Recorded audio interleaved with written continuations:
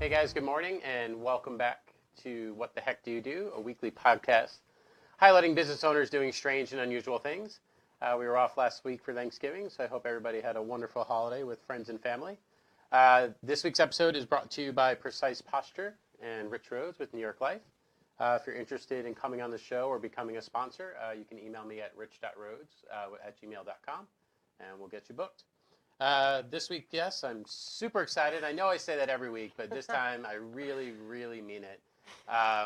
So Rachel is one of the, I would say one of the two people that really spawned the idea for this podcast. As I got to learn more about what you did, it just struck me as so different and so unusual. So without further ado, I want to introduce Rachel Marek with Precise Posture. Hi, thank you so much, Rich. It's such a pleasure to be on here and see your vision, because I remember you telling me about this when you first had the idea, and I was like, that's a great idea. So it's exciting to see all of the people and learn more about their businesses in our community. So Absolutely. Thank you for having me. Thank you. Yeah, that's why we're here. Just in the course of my business, I bumped into people that just do things that are relatively new in the world, and I figure if I haven't heard about them, then probably a lot of other people haven't either. And so, I was just looking for an opportunity to allow you to spread your message, and so you're a perfect example of that. Thank you. So let's go ahead and dive right in. And why don't you just tell us first and foremost, what the heck do you do? What the heck do I do? So I am a posture alignment specialist certified in the Egoscue technique. So I basically work with people in pain or physical limitation, or sometimes people who just want to change their aesthetics. They can see that their posture is not the best, and I give them simple but specific exercises to change their body's musculoskeletal alignment. All right. Well, there you go. So we're going to dive in a little bit. I'll certainly share a personal testimonial. Yeah. I've worked with Rachel over the last 8 or 9 weeks, so I'll share my experience. But so tell us a little bit about how you came to get into this. Yeah, for sure. So I did not ever plan on doing anything like this. I did not grow up in a sports household. I was actually a music theater performer and a dancer. So dancing was my big passion. So moving your body. So it's still body and movement oriented. So I grew up in music theater, went to college for vocal performance. And then after college, in 2015, I was at an audition for a local musical. And in that dance audition, I subluxed my knee. So subluxation, in that sense, is where it pops out, it dislocates. Ouch. And goes straight back in. So nobody had to push it back in. But that was the turning point that kind of changed my life for the next 4 years. Okay. And so I went to physical therapy. I was on crutches. I had to be immobilized for that. Went to physical therapy for about 7 or 8 months. They said I would be fine within 3. And at that point, I liked to do fun, run 5Ks, and I was very active. And so they said that I'd be fine, and I was continuously going once a week, twice a week. And I mean, I was moving, but I wasn't really getting better where I could dance again, where I could do the things that I really loved. So fast forward, I ended up moving to Ireland. That's not really part of the story, but in that year, I had to limit what I did abroad, because when you're in Europe, you want to backpack and you want to do all these things. There's a lot of stairs, there's a lot of walking, there's a lot of movement, and I was constantly worried about my knee, and if I did this one sightseeing fun thing, then I wouldn't be able to do this one later. So It was mentally taxing, and I never knew if I would wake up the next morning and my knee would hurt, or if it would be okay. It would just be this, you don't know. So in that year, I decided I was going to come back to the U.S. and have surgery, because if physical therapy didn't work, what's the next step? In our modern medical system, it's normally surgery. And so I come back, and I'm like begging the doctor, like, there's something wrong, let's do surgery. And they're like, well, we don't really see anything wrong in the x-ray and the MRI, so they sent me back to physical therapy. So I did physical therapy again for about 4 months, and the physical therapist at the end of that was like, well, I've done what I can for you. Like, you're doing all the exercises, you're doing great. And I'm like, but I still can't squat without pain. And we're just talking about squatting to pick something up off the ground, not just like exercise squats. And I couldn't go back to dancing. I was swing dancing a little bit, but ballet class was way out of the picture. And so I was like, there's still something wrong. And so I ended up going back to the doctor and convincing them to do an arthroscopic surgery. And in that surgery, they ended up finding a little piece of bone that popped off during the dislocation, like a marble-sized bone floating around in my kneecap. Okay. So what would happen was it would move around, my knee would lock up, it would go to, I couldn't even stand on it, to, I would move around, do something with my leg. Maybe it was within 30 minutes I got it back into place. Maybe it was 48 hours and I couldn't walk on my leg. And at this time, right before surgery, I had become a personal trainer at a company in Dallas, Texas called The Perfect Workout. It's a fun name. That specialized in slow motion, high intensity weight training. Slow motion, okay. So everything was on machines. It was specifically geared towards older people with osteoporosis, because the best way to build bone density is through weightlifting. So it was a very slow, like 10 seconds pushing, 10 seconds coming back. And that was the only workout in these like 3 years that I could do without pain. So that's what spawned my passion for movement and physical fitness. Okay. So after the surgery, I ended up, told me I would be fine within 3 months. I didn't need physical therapy. It's going to be great.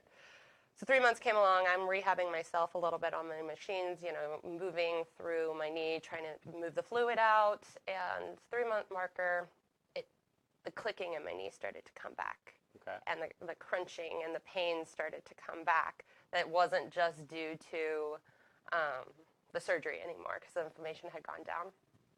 So that's when I made a call to the Egoscue Clinic in Dallas, Texas. And my mother had actually discovered Egoscue back when I was like 17. So that's how it was on my radar, but it was never really front of my mind, But when she had done it back when I was 17, it was the only thing that ever got her off of hydrocodone. Okay. Yeah, because she had been in a lot of pain in her life. And so I was still on their mailing list from a long time ago. So I had known when the Dallas clinic opened up. Okay. I went in there and I got my posture photos taken. And this is the first time that they looked at my entire alignment, not just the area of pain, not just the knee. They looked at my whole body and they were like, well, your upper leg bone is rotated inward. Your lower leg bone is rotated outward. So you have a twist in your knee now. So all of the physical therapy that you've been doing is trying to strengthen this twist. You're just strengthening a misalignment. So we need to change the upper and change the lower. And that connects into the pelvis and the spine and the shoulders. We have to treat the entire body, not just this area of pain. And we have to figure out why the knee dislocated in the very first place, not just treat the symptom afterwards, but we have to go back and learn why it was weak in the first place. That's kind of long story short, right? How I got involved. So then once I started working as a client, changed my life. And through changing, I went for my knee pain, but other things started changing in my body. So I was that... Such as? Yeah, let's not breeze through change. Oh, no, I'll dig into that.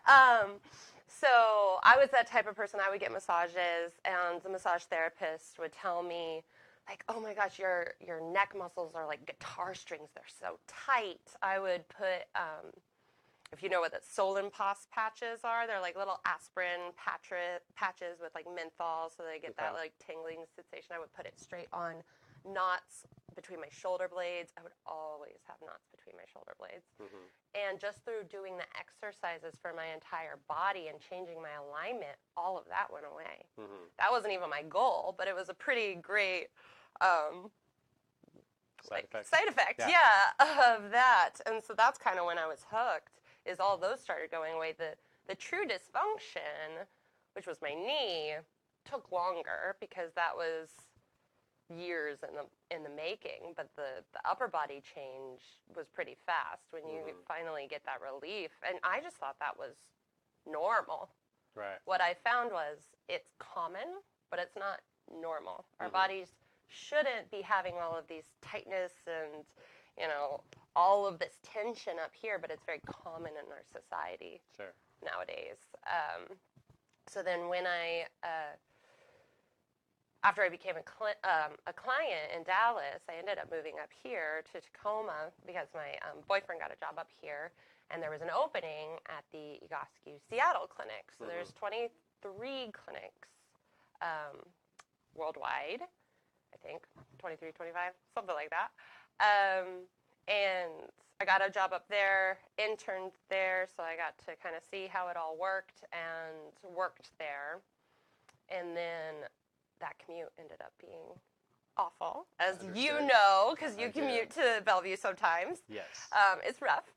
And so I did that for a little while, and I was like, you know, I don't want to end up spending all my time in the car when I'm preaching movement and, you know, body health. And so I ended up deciding to separate and become a practitioner. So I'm still affiliated with the Egoscue company, but I can work on my own and not have an actual clinic. Gotcha. And so, and there was nobody in the South Sound, in Tacoma and Gig Harbor, anywhere around here that does this specific method of posture alignment work. So that's when I decided to come down here and join this community. Awesome. Yeah. Glad to have you. Thank you. Yeah, I mean, it sounds to me like you were functioning prior to getting fixed, like you were functioning like an elderly person, right? Yeah. Like picking and choosing your battles for Yes. when you can do it, waking up in pain every day. Yeah, and that's mentally taxing. Yeah. I mean, our body is connected to our mind and vice versa. So I've definitely seen through working with clients in chronic pain that their outlook on life changes when their body changes, and vice versa. So it's not one or the other. Because I've also seen where if you're in a state of mind where you're just so overwhelmed or stressed, it manifests in your body. Right. But it's very exciting to see when your body starts feeling better, how that affects your mind and your outlook on life. Absolutely. That's probably my favorite part of the therapy process, is to see the change in those clients. Absolutely. Yeah. So the Egoscue method, could they maybe talk a little bit more about like the history of that? Yeah. Who did it come from? Where did it come from? Yeah, for sure. So it was started by Pete Egoscue, who was a former Marine in Vietnam. Okay, he got shot behind the hip, pretty sure, and came back and did all of the surgeries and, you know, rehabilitation and all that stuff. But then he was still in quite a bit of pain, and the doctors couldn't see anything wrong with him. In the x-rays, MRIs, kind of similar to kind of my story. And so at that time, they dubbed it as PTSD. And, you know, Pete, being a former Marine and like a football player in high school, just didn't take that well. So he's like, no, I don't accept that. And he ended up picking up Grey's Anatomy, which is not just a hit television show. It's an actual anatomy book. And looked at the human body. I mean, just at the pictures. He opened the book and saw the natural alignment of where we're supposed to be, and it says the human body is a symmetrical biped, so biped being on 2 feet, right? And so we're supposed to be the same right to left, and so he starts comparing the body of what we're supposed to be to what he was at the time, and he's like, well, my shoulder's away over here, my belly button's pointing that way, my foot's out here, like, now there's all this wear and tear on certain areas of my body, on joints, on muscles, on tendons. Their gravity is pulling them unequally. No wonder I'm in pain. So he started basically fixing himself, learning about anatomy, learning about ancient yoga techniques and physical therapy techniques, and putting them all together into this one method. And some things he just kind of made up too, as he learned more about how the body is connected.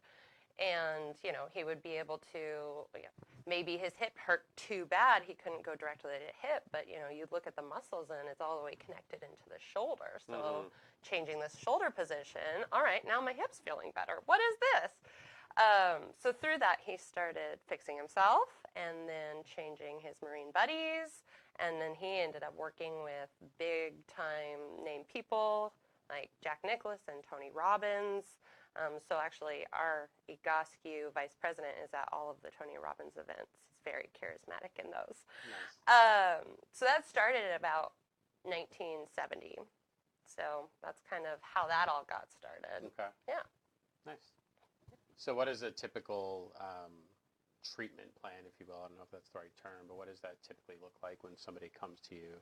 Yeah. And they just say, hey, like this always hurts, or just something's not right, or I look in the mirror and I tell that I'm off. Like, what does the process look like when you work with them? Yeah, for sure. So it's different with every person because our bodies manifest in different ways. And so there's no cookie cutter treatment in this situation. So when somebody comes in, I'll kind of take you through how almost the first appointment goes a little bit. They'll come in, we'll do a full health history. What hurts? When does it hurt? What makes it feel better? What makes it feel worse? What time of day? We'll look at all of that. We want to hear your story because everybody has a story, and a lot of the times it's not always listened to. And you know, this is your body, and this is your pain. This is distressing. So I want to hear that and what you've gone through. And so then we'll do a full posture analysis where I'll take posture photos, front, side, back, and other side. You're very familiar with this. And then we'll analyze them together, and we will compare them to our blueprint of the human body. So what I look at specifically is the ankles, the knees, the hips, and the shoulders, and how they work in vertical and horizontal alignment. Okay?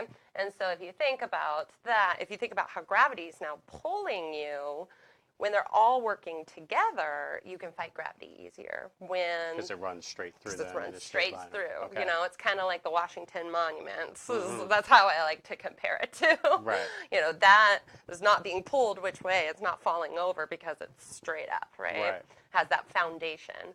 And so if the foot's facing outward or the hip is higher or the shoulder is off, now we're adding extra wear and tear. So that manifests in pain. So I view pain as the body's warning signal that it's out of balance. Balance being, you know, right to left, front to back, muscular balance. And so pain is not necessarily something to be feared, it's something to be understood. Sure. But the common thing in our society nowadays is to fear pain because we don't know what to do about it.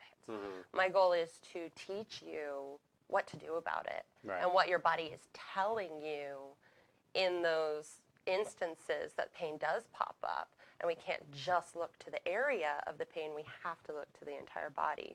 Sure. Because we're going to miss a huge portion if we just look at the area. Like me and my knee. I missed everything when I just focused on the knee. Yeah. And I couldn't fix it.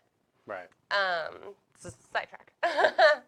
But in the actual session, we'll compare that, see what's going on, and why you're having the pain that you're having when we look at the postural deviations in your pictures. Okay? And then we also want to decide what the true dysfunction is, like what's really not working, and what the compensation is. So what's cheating in place of that dysfunction? What takes over for that dysfunction? Gotcha. So some of the misalignment is causing the problems, and some of the misalignment is a reaction to a different misalignment. Exactly. So finding the one that's actually For the sure. triggering one of all the other ones. For Okay. sure. Gotcha. Okay. Yes, and we have to take them both away, right? And it's just kind of that balance of which one do we want to do first, and how does your body react to that? So when we take those posture pictures, that just gives us a snapshot of what you're probably going to be doing in movement, because what's most important is how you're moving through space.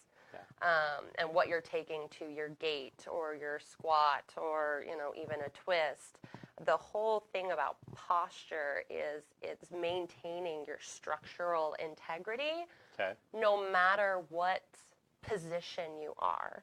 So I knew we were going to get to this later, but a lot of misconceptions about posture is it's just sitting up straight. I'm just going to pull my shoulders back. Which, by the way, in every meeting I've been with Rachel, as soon as somebody turns and looks at her, they immediately do.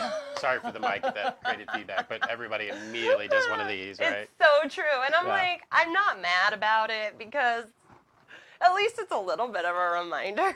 Yeah. But then I try to be like, it's not just that, guys. So if you really think of posture more as position of your entire body and all of your muscles working correctly, all of your joints working correctly. Yeah, that's always funny when I walk into a room. The posture girl's here. I'm like, yes, guys, I am here. But going back, that static picture should tell us now how you're going to move through space, because that's the most important part of what you're going to take your body to any activity that you want to do, even sitting for 8 hours a day, even at your desk job.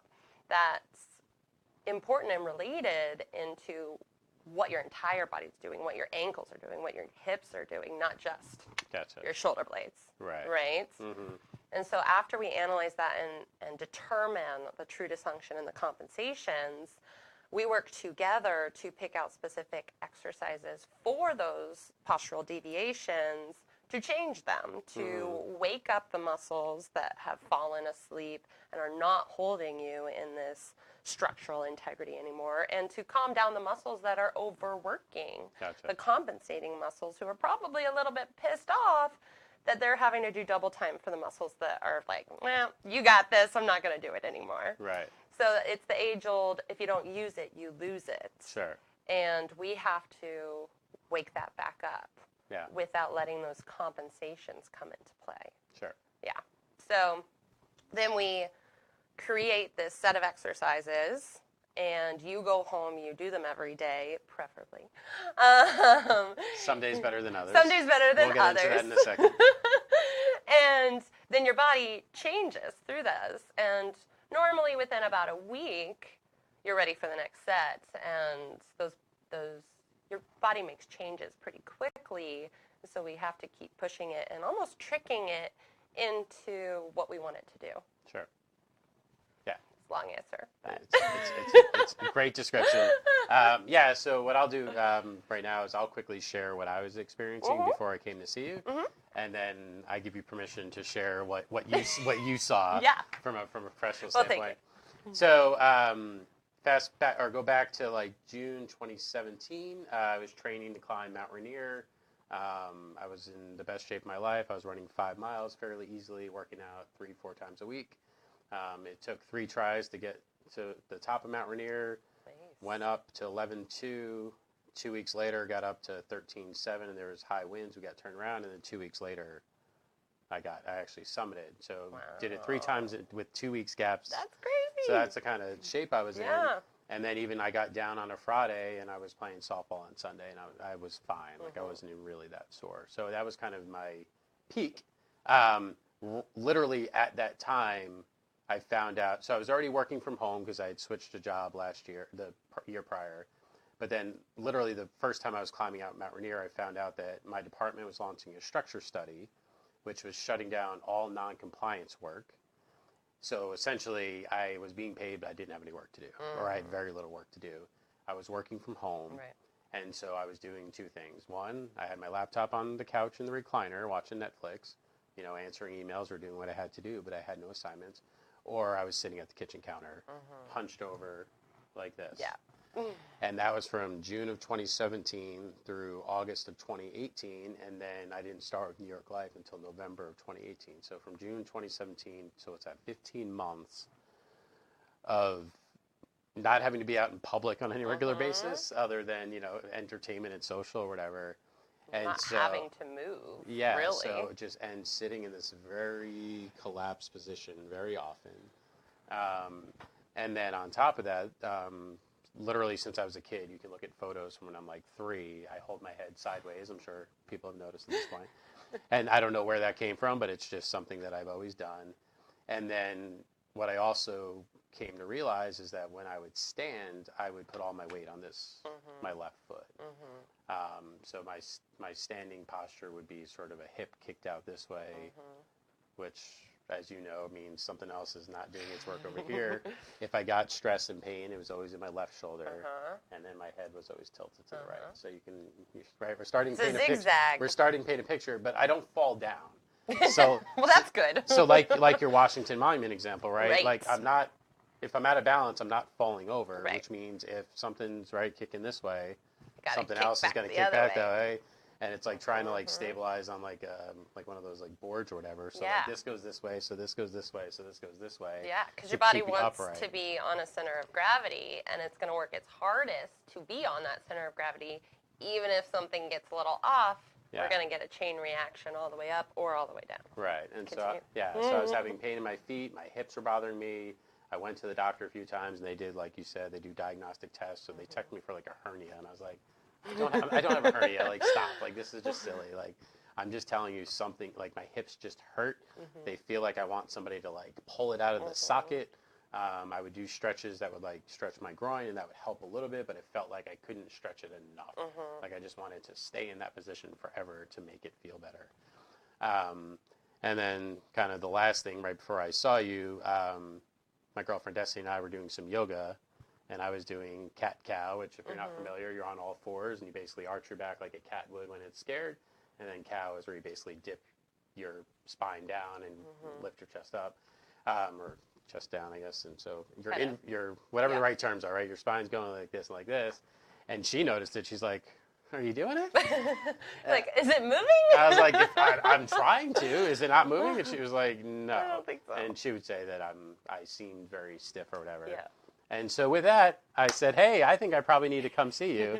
So I will let you briefly say what you saw based on that story that I told you. Yeah, for sure. I mean, I've taught you well because you analyze your posture right now very well, and it's what we talk about a lot in session.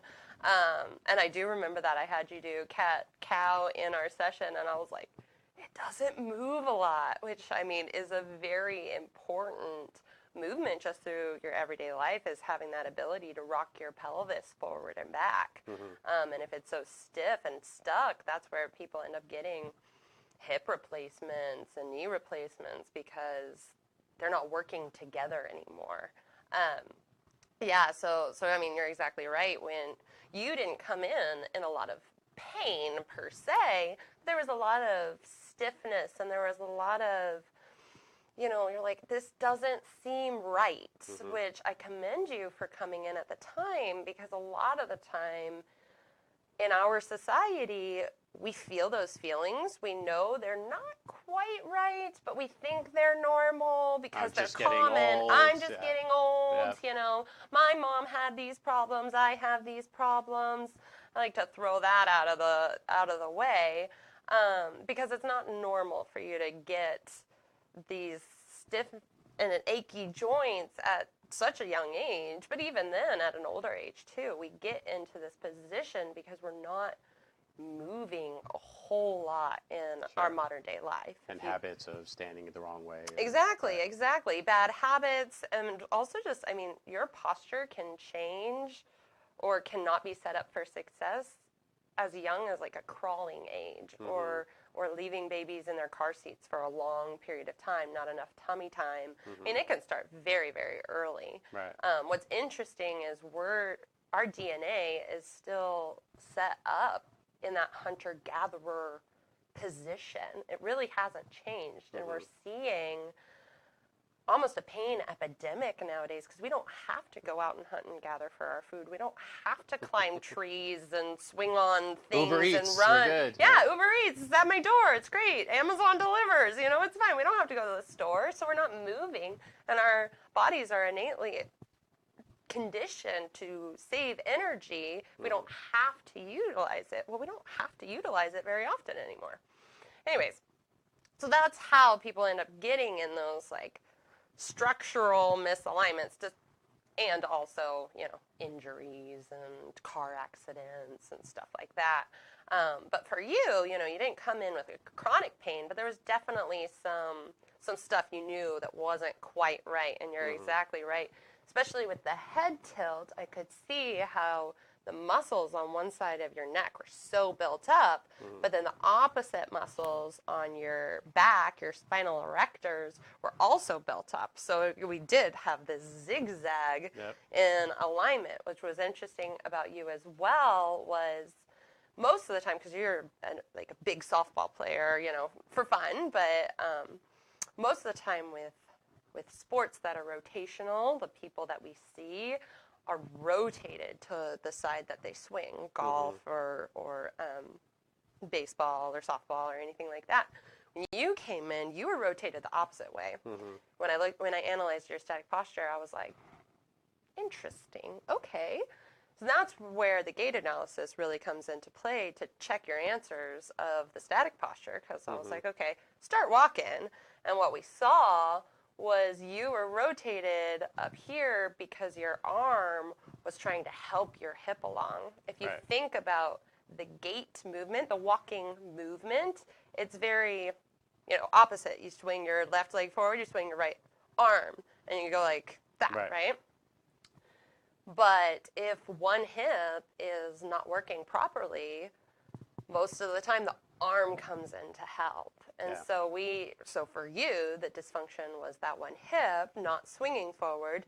Compensation was that shoulder, like, let me help you out. Right, yeah. This hip was strong, this hip was weak, so this shoulder was like dipped down and like throwing itself. Exactly. It was almost crossing over your body. Yeah. And so then the head. That's just my cool guy swagger. Yeah, that's it. You're just like. Sorry, we're not supposed to move that much. Oh, sorry. It's the swagger walk, which sometimes is a little painful for me to watch. People swagger walk down the street. You're ruining your posture. Anyway, Stop it. Anyways, but your head doesn't really have a chance when all of this stuff is happening underneath too. A lot of modern times, and this is a big thing right now, is text neck.